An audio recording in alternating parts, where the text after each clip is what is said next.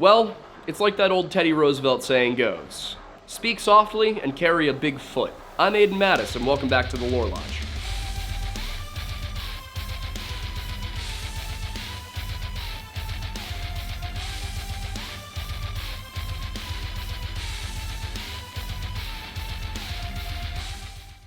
America's 26th president was known for many things.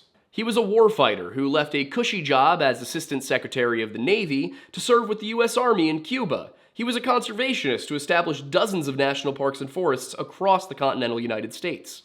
And, if the rumors are to be believed, he may be the first president to encounter a sasquatch. While the exploits of the Rough Rider in his later years tend to be well understood, a lesser-known period of his life saw the New York-born politician spending a great deal of time in the American West. Before McKinley's death put him in the Oval Office, and before he led the charge at San Juan Hill, Teddy Roosevelt played the part of the cattle rancher. It was during this time that he traveled across the plains of Montana, hunted bison in the Dakotas, and grew to cherish the wildernesses that make up so much of this country. These experiences drove him to write several books on the great outdoors, the latest of which, and arguably the best known today, is The Wilderness Hunter. It's a good read. Roosevelt writes well, balancing elegance with pacing in such a way that it feels more like a collection of narrative pieces than it does a treatise on hunting.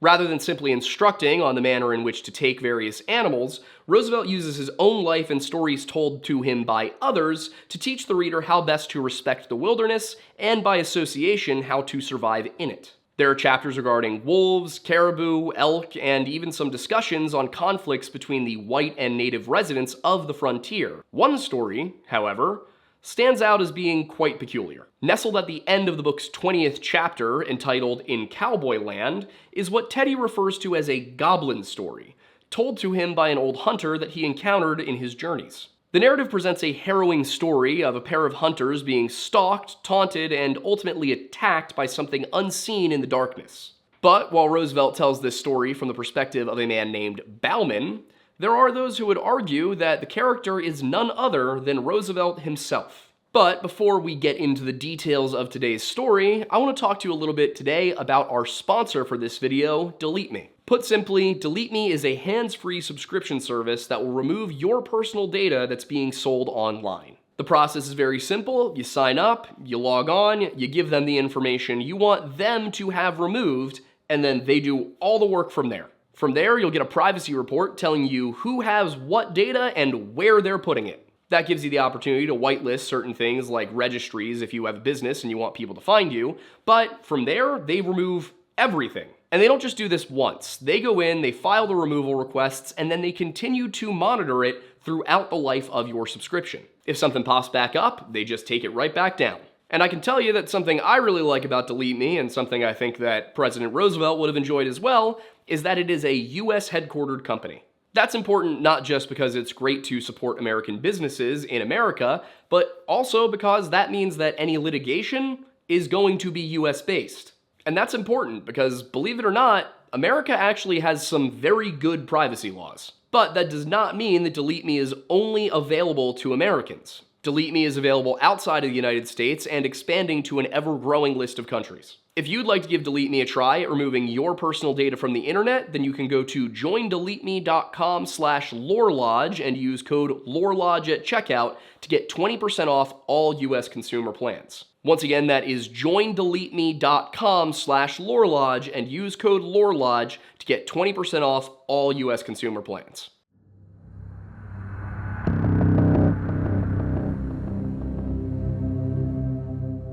If you've been watching our channel for a while now, then there's a good chance you've actually heard the Bauman Narrative in some form or another. We've referenced it on a few occasions. What I haven't done is give you guys the entire story as it was written by Roosevelt, usually because it's just not the main subject of the video. But since today, the entire video is about this story, it only seems right that I read you the whole thing. But I don't want you to be sitting here going, all right, when is this over? So if it's a story that you've already heard, or you're not interested in listening to the full thing and just want to get to the meat and potatoes, go ahead and skip to the next chapter. I will not judge you for doing so. It is your choice. But with that said, Aiden, give me the mood lighting. Perfect. Frontiersmen are not, as a rule, apt to be very superstitious. They lead lives too hard and practical, and have too little imagination in things spiritual and supernatural. I have heard but few ghost stories while living on the frontier, and these few were of a perfectly commonplace and conventional type. But I once listened to a goblin story which rather impressed me. It was told by a grizzled, weather-beaten old mountain hunter named Bauman, who was born and passed all his life on the frontier. He must have believed what he said, for he could hardly repress a shudder at certain points of the tale. But he was of German ancestry, and in childhood had doubtless been saturated with all kinds of ghost and goblin lore, so that many fearsome superstitions were latent in his mind. Besides, he knew well the stories told by the Indian medicine men in their winter camps, of the snow walkers, and the specters, and the formless evil beings that haunt the forest depths, and dog and waylay the lonely wanderer who after nightfall passes through the regions where they lurk. When the event occurred, Bauman was still a young man, and was trapping with a partner among the mountains dividing the forks of salmon from the head of the Wisdom River. Not having had much luck, he and his partner determined to go up into a particularly wild and lonely pass, through which ran a small stream said to contain many beaver. The pass had an evil reputation, because the year before, a solitary hunter who had wandered into it was there slain, seemingly by a wild beast, the half-eaten remains being afterwards found by some mining prospectors who had passed by his camp only the night before. The memory of this event, however, weighed very lightly with the two trappers, who were as adventurous and hardy as others of their kind. They took their two lean mountain ponies to the foot of the pass, where they left them in an open beaver meadow, the rocky timber-clad ground being from thence onwards impractical for horses. They then struck out on foot through the vast, gloomy forest, and in about 4 hours reached a little open glade where they concluded to camp, as signs of game were plenty. There was still an hour or two of daylight left, and after building a brush lean-to and throwing down and opening their packs, they started upstream. The country was very dense and hard to travel through, as there was much down timber, although here and there the somber woodland was broken by small glades of mountain grass. At dusk they again reached camp. The glade in which it was pitched was not many yards wide,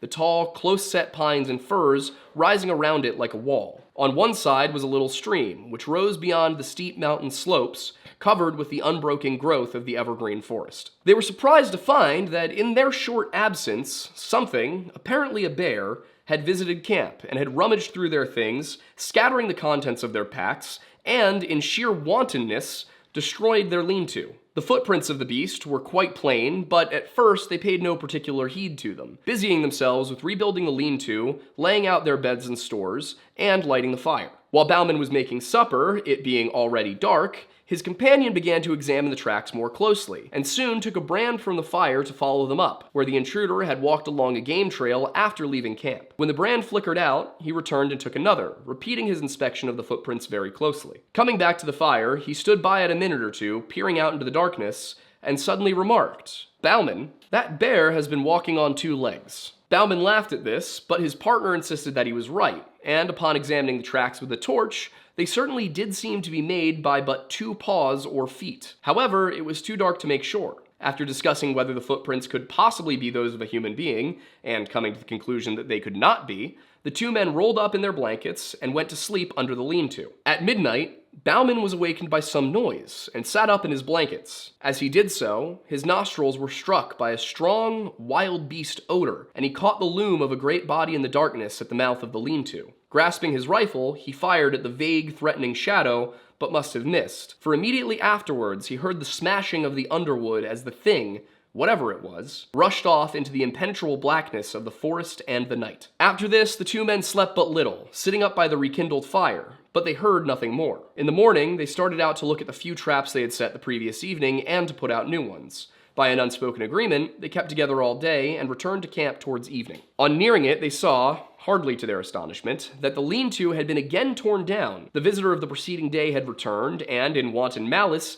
had tossed about their camp kit and bedding and destroyed the shanty. The ground was marked up by its tracks, and, on leaving the camp, it had gone along the soft earth by the brook, where the footprints were as plain as if on snow. After careful scrutiny of the trail, it did seem as if, whatever the thing was, it had walked off on 2 legs. The men, thoroughly uneasy, gathered a great heap of dead logs and kept up a roaring fire throughout the night, one or the other sitting on guard most of the time. About midnight, the thing came down through the forest opposite, across the brook, and stayed there on the hillside for nearly an hour. They could hear the branches crackle as it moved about, and several times it uttered a harsh, grating, long-drawn-out moan, a peculiarly sinister sound. Yet, It did not venture near the fire. In the morning, the two trappers, after discussing the strange events of the last 36 hours, decided that they would shoulder their packs and leave the valley that afternoon. They were the more ready to do this because, in spite of seeing a good deal of game sign, they had caught very little fur. However, it was necessary first to go along the line of their traps and gather them, and this is what they started to do. All the morning they kept together, picking up trap after trap, each one empty. On first leaving camp, they had the disagreeable sensation of being followed. In the dense spruce thickets, they occasionally heard a branch snap after they passed, and now and then, there were slight rustling noises amongst the small pines to one side of them. At noon, they were back within a couple miles of camp.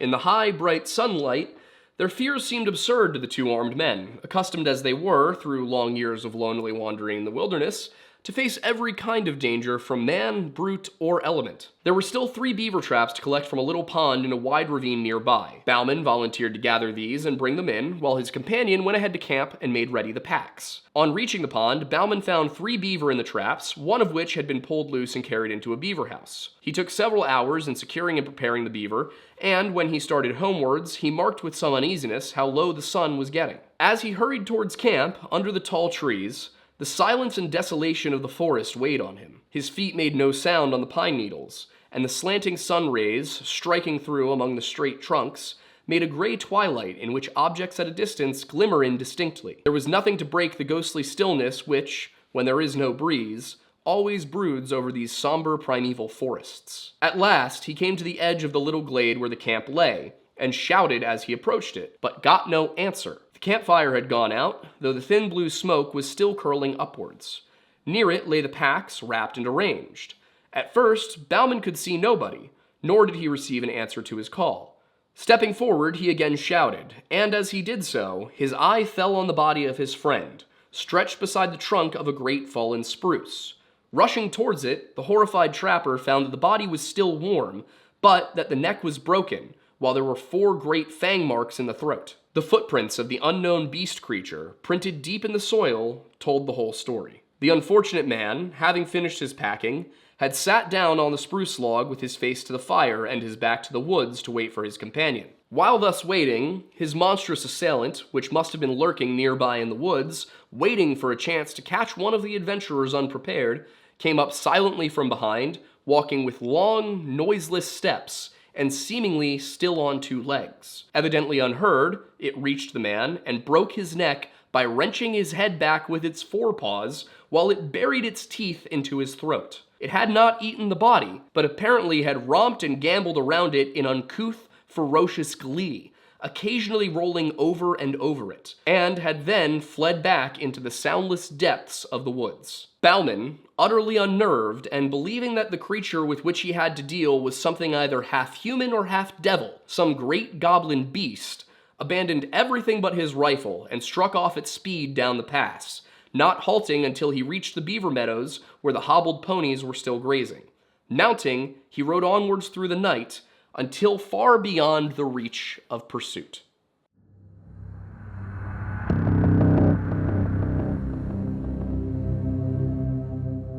So, if Bauman was telling a true story here, what did he encounter? It's a question which has inspired a lot of discussion in the last couple of decades, especially with the rise of short-form social media in recent years. There's a lot of posts out there arguing for some monster or another, and there's no shortage of people who will tell you that Roosevelt himself was Bauman. Some even go so far as to say that the national park system is the result of a plan to contain and monitor whatever it was that Bauman and or Roosevelt encountered out there, and that this could be connected to the missing 411 phenomenon. It's an intriguing hypothesis, but does it stand up to scrutiny? The first thing that should be established here is the setting.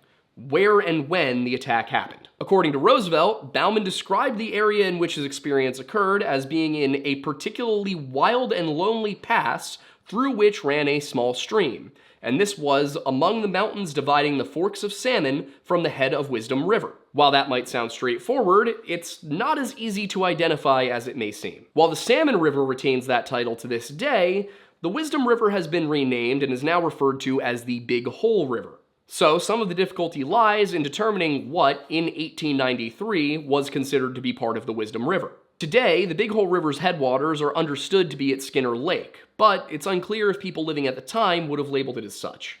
Several maps, such as the Rand-McNally map of Montana from 1879 and the George Franklin Cram map of southern Idaho from 1882, seem to place the headwaters just north of the town of Wisdom, Montana. Others, like the Rand-McNally map of Idaho, produced in 1897, look as though they may include the section between Skinner Lake and the town of Wisdom. Either way, they were probably in the Beaverhead Mountains, which now are part of the Beaverhead Deer Lodge National Forest. It's just difficult to ascertain exactly where. If we consider the headwaters of Wisdom River to have been just north of the town of the same name, then the pass in question could be the Big Hole Pass, and the stream Ruby Creek, which is referred to on the 1901 Rand-McNally Railroad map as Pioneer Creek. Or it could be one of the tributaries of that stream. The North Fork of Salmon River is just 5 miles west of this location, and Ruby Creek runs into the Big Hole River near Wisdom. Lost Trail Pass is also a possibility, as Joseph Creek joins Trail Creek before it meets Ruby Creek to form the headwaters of the North Fork of the Big Hole River. If, however, we consider the headwaters to be at Skinner Lake, then Goldstone is the nearest pass, and Bloody Dick Creek most likely to be the stream. Lost Trail and Big Hole seem most probable to me, but there simply aren't enough details to be sure. Dating the story is a bit more straightforward, though the time span is still fairly broad. Bauman was a young man when the events occurred, and Roosevelt wrote that he was a grizzled, weather-beaten old man by the time he told him about it. It's hard to say precisely what young and old would have meant here, but it's probably fair to assume that the story takes place about 30 to 50 years before Bauman told Roosevelt about it. Since Bauman was said to have passed all his life on the frontier, Teddy only made it out west for the first time in 1883, and the book was published in 1893, then the encounter probably dates to sometime between the 1830s and the 1850s. At this time, the Beaverhead Mountains were part of the hunting grounds of several different Native American tribes hailing from the Shoshone, Salish, and Algonquian families. It may have been members of the Blackfoot Confederacy who told Bauman about the quote-unquote snow walkers mentioned by Roosevelt, probably in reference to the Wendigo legend shared by the Algonquian-speaking nations. He may have also been thinking about the cannibal giants so common to the tales of Numic peoples like the Shoshone, or perhaps the large, hairy wild men described in Salish stories. The key here is that whatever it was that was on his mind, he did not think that this was the work of an animal. The question is why? To quickly recap, Roosevelt wrote that Bauman and his companion selected a campsite in a little glade, which was surrounded by tall, close-set pines and firs which rose around it like a wall. After that, they quickly assembled a lean-to before heading upstream to do some scouting. This only took them a couple of hours, yet in that brief time, as they learned when they returned to the clearing, something which left only one set of unidentifiable tracks had ransacked their camp, going so far as to destroy their shelter before it retreated into the woods via a game trail. It went on to do this a second time the next day, though it left along the creek rather than through the trees, leaving tracks that were somehow still ambiguous despite being described as plain as if on snow. Most notably, their unknown visitor appeared to be walking on 2 legs, which ruled out predators like wolves and mountain lions. So they initially came to the conclusion that the culprit was likely a bear, and while bears are not known for destroying shelters just for the thrill of it, they're also not known to be careful as they're looking for food. They also make the harsh, grating, long-drawn moan that Roosevelt described as a particularly sinister sound that Bauman heard on their second night. If Bauman and his companion left food behind, then a bear wandering into the campsite is a perfectly reasonable explanation. The odd part here was the very same thing that ruled out wolves and mountain lions, that being that whatever it was walking on 2 legs. It's not that bears can't do that, it's just that they typically don't unless their front paws are injured or they're trying to reach something that's higher up. This detail appears to have given them some pause, enough for them to spend time discussing whether the footprints could possibly be those of a human being, but not enough to take watch shifts that first night. That decision is why we know that whatever it was they were dealing with, it had a strong wild beast odor to it and was quite large. How large is hard to say, because it was either small enough that Bauman missed it at close range, or big enough to take a shot from a 50 to 60 caliber rifle at just a few feet away. It was enough to scare it off, however, and either the shock of the gunshot or the flames of the rekindled and well-tended fire served to keep the mysterious creature at bay until the morning came. Unfortunately, fire alone does not appear to have been enough to keep Bauman's companions safe during the time they spent apart on their final day. But that's not what makes this scene so strange. Roosevelt wrote that whatever had killed the man, it came silently up from behind, walking with long noiseless steps and seemingly on two legs, then broke his neck by wrenching his head back while it buried its teeth in his throat. Rather than eating the man, his assailant had apparently romped and gambled around it in uncouth, ferocious glee, occasionally rolling over and over it, and had then fled back into the soundless depths of the woods. Leaving aside the fact that solitary predators rarely kill without eating, if this had been a bear attack, it should have been a lot more messy. If, on the other hand, it had been a mountain lion attack, which is what that description sounds like, then the footprints of the unknown beast creature printed deep in the soil would have identified it as such due to the smaller size of the paws and the number of legs. But if not a bear or a mountain lion, then what was responsible? Since Bauman's story was first published in 1893, there have been a number of suggestions as to the identity of the assailant who he believed stalked and killed his companion. There are those who would write the entire thing off as a wild animal attack, but then there are also those who would question that explanation.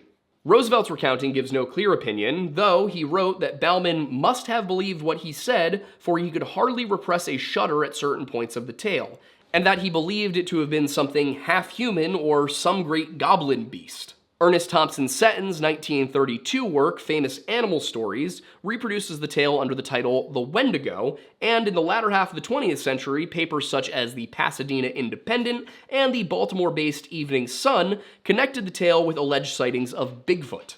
It's a pretty broad range of options, so how do we determine the most likely one? The Wendigo being one of the first suggestions made actually does make a degree of sense. This was trapping season, so it was probably during the winter, and Roosevelt did explicitly name snowwalkers. Furthermore, this was the edge of Blackfoot territory, placing it within the Algonquian cultural sphere. Before you laugh, it's important to consider that the concept of the Wendigo is not limited to mythology and legendary figures.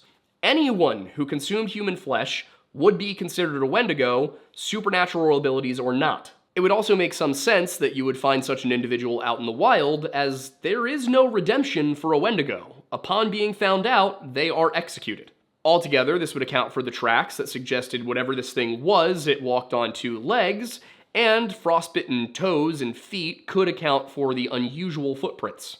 The problem with labeling this as a Wendigo attack, however, is that a Wendigo would have eaten its victim, so Bauman's friend being found intact takes that one off the table. This brings us to the Sasquatch consideration, which I think requires a little bit of exposition. When people see the term Bigfoot or Sasquatch, they are typically envisioning something like what appears on the Patterson-Gimlin film, like this guy, you know? That is an 8 to 10 foot tall humanoid that is covered with hair and has a face that is more akin to that of a gorilla than a person. That's not what I'm talking about. At the beginning of 2024, I put together a couple of videos on Bigfoot legends from across the United States and Canada. And the result was a concept that's more akin to the concept of a wild man than some unconfirmed species of great apes.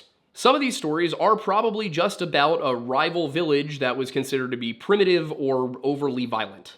But others sound like they may be talking about the same specific group of people as described by multiple different tribes. This is most visible in cultures between the Pacific Northwest and the Rockies, where this genre of being is known by variants of terms like sasquatch or saitics. Stories describe them as being of unusual strength and size, having excess body hair, living in mountain caves, and being able to speak human languages. They also are known for kidnapping people, becoming violent when threatened, using ventriloquism or bird calls, and hypnosis. Now, not all of these attributes are present in the Bauman story, but there's also really nothing there that would rule such a possibility out. We're not really looking at a mythical creature here either. In many of the stories, sasquatch or saitics are only slightly taller than your average human, ranging anywhere from 6.5 to 8 feet depending on the source. As for the hairiness, several of the stories actually attribute that not to them physically having hair, but to them wearing coats made of long furs that were meant to keep them warm up in the mountains. Alternatively, there are some versions that just seem to describe them as being more hairy than the average Native American.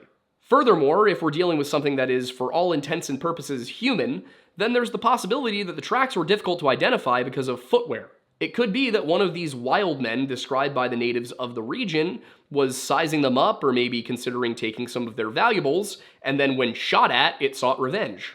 That said, the thing that would give me pause here is the description of the wound as being created by 4 fangs. Unless we're talking about a group of humans that have been separated from others for a very long time, it's unlikely that they would have developed distinguishable fangs as opposed to our canines. Though it's also possible that perhaps Bauman's mind exaggerated the scale of the wound over the years. But if Bauman was Roosevelt all along, that might change some things.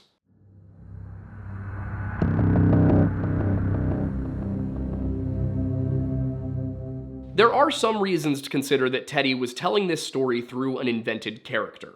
While he certainly loved the frontier, he was a New Yorker born and raised, and may have wanted to share his experience without risking social catastrophe should his story be received as fantastical. He was also, at the time that the book was published, working for the United States Civil Service Commission, so telling stories about monsters might not have been that great for his career.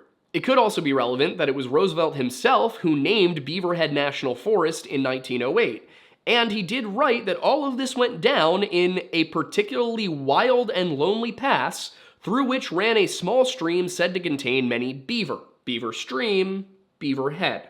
In terms of the evidence against Roosevelt being Bauman, I gotta come clean and tell you that I've been leaving something out this entire time. You see, the most accessible and commonly read variant of the story is the one that I read to you earlier in this video. It comes from Seton's book, Famous Animal Stories, and it is nearly identical to the version in The Wilderness Hunter, but for one small yet very significant difference. Where Seton's version reads, "Besides, he knew well the stories told by the Indian medicine men in their winter camps, of the snow walkers and the specters and the formless evil beings that haunt the forest depths, and dog and waylay the lonely wanderer who after nightfall passes through the regions where they lurk." Roosevelt's includes another line.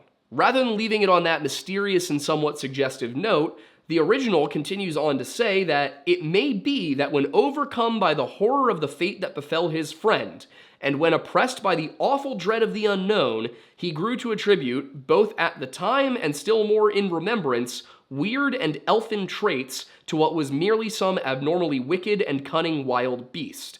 But whether this was so or not, no man can say. In addition, there are further hints sprinkled throughout the text that allude to Roosevelt feeling that something more mundane killed Bauman's friend, which would not make sense if he and Bauman were one and the same. The most obvious of these is with regard to how the companion in this story died, where Roosevelt very plainly describes a mountain lion attack.